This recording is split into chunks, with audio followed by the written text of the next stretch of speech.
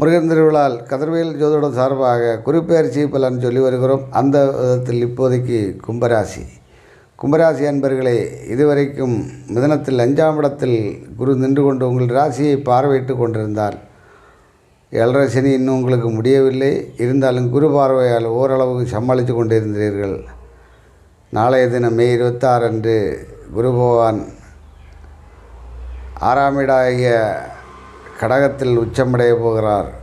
2ஆம் அதிபதி உச்சமடைவது ஒரு விதத்தில் நல்லது. அதே வேளையில் 11ஆம் அதிபதி குரு உச்சம் அடைந்து அவர் பார்வை பலத்தால் சில நன்மைகளும், அதே நேரத்தில் 6இல் மறைவதால் சில கெடுபலன்களும் செய்ய போகிறார்.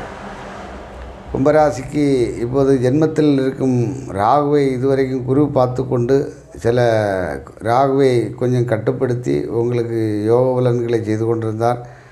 இப்போது ராகுவுக்கு குரு பார்வை விளக்கப்படுவதால் ஜென்ம ராகுவால் சில துன்பங்கள் உங்களுக்கு வரக்கூடும்.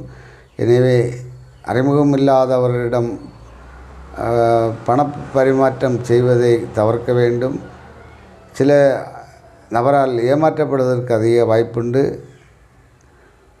5ஆம் பார்வையாக லாபஸ்தானத்தை பார்வையிடுவதால் எந்த வழியிலேயாவது உங்களுக்கு லாபங்கள் வந்து சேரும்.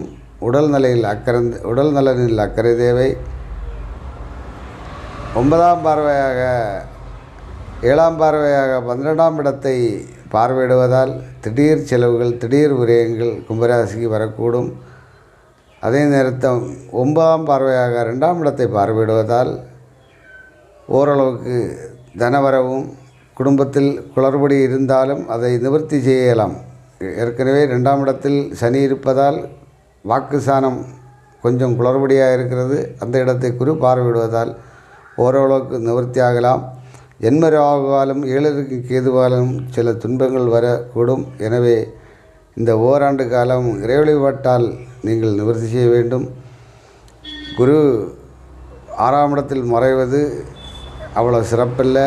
எனவே நீங்கள் சிவ வழிபாட்டையும் தட்சிணாமூர்த்தி வழிபாட்டையும் பெற்று வெற்றியடையுங்கள்.